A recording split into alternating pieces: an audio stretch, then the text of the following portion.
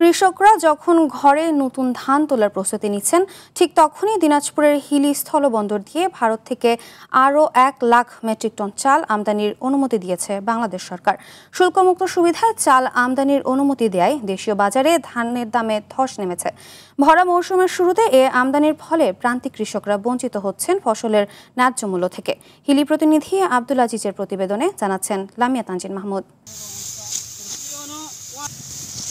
খাদ্য নিরাপত্তা নিশ্চিত ও বাজার স্থিতিশীলতায় ভারত থেকে চাল আমদানির অনুমতি দিয়েছে সরকার, যেখানে শুল্ক পুরোপুরি প্রত্যাহার করেছে জাতীয় রাজস্ব বোর্ড। এমন সিদ্ধান্তে আমদানিকারকরা উৎসাহিত হলেও কপালে চিন্তার ভাঁজ ফুটে উঠেছে দিনাজপুরের কৃষকদের। কারণ বছরের এ সময় আমন ধানের ফলন ঘরে তোলার প্রস্তুতি নেন কৃষকরা।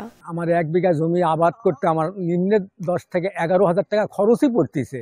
আবাদ করে পত্তা নাই, আর এই ফসল ধানের দামও নাই। এখন এই বেচা কিনা করে কিভাবে চলবো? তাহলে আমরা কৃষকেরা আমরা বাঁচবো কিভাবে? চলতি বছরের 12 আগস্ট ভারত থেকে চাল আমদানি শুরু হয়েছে হিলে স্থলবন্দর দিয়ে। চাল খালাসপূর্বক সব ধরনের সহযোগিতা করছেন কাস্টমস কর্তৃপক্ষ। চালের বাজার যাতে সঠিক থাকে বা বাজারে সরবরাহ নিশ্চিত করার লক্ষ্যে হিলি স্থল শুল্ক স্টেশনের পক্ষ থেকে দ্রুততম সময়ের মধ্যে চাল পরীক্ষণ, শুল্কায়ন এবং রাজস্ব আদায়ের মাধ্যমে খালাসের ব্যবস্থা গ্রহণ করে। তবে স্থানীয় কৃষি বিভাগ বলছে কৃষকদের সব ধরনেরই পরামর্শ দেওয়া হচ্ছে। আমাদের কৃষি অফিসের মাধ্যমে প্রতিনিয়ত আসলে কৃষক ভাইরা আসছেন এবং পরামর্শ গ্রহণ করছেন।